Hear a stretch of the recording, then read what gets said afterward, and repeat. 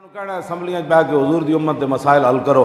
جڑے 1400 سال دے مسائل حل ہیں، ختم نبوت دا مسئلہ، کیوں جی ناموس رسالت دا مسئلہ، یہ سارے حل شدان جنہوں نے کل غلہ نہیں آتی ان کو اس پر باس کرنے کی ضرورت نہیں ہے۔ یہ بتاؤ کہ حضور کی امت کو سستی جو بجلی کیسے ملے گی، پانی مفت کیسے ملے گا۔ میں تے فیصل آباد اور راتی آیا اور ٹول پلازے تے رک رک کے بندہ پریشان ہو جاندہ، یار اتنے جتنا پیٹرول اتنے رکدے خرچ ہوندہ، اتنے پیسے مزید دیو، ہاں جی پھر بھی جناب انہاں دے پیٹ نہیں بریندے،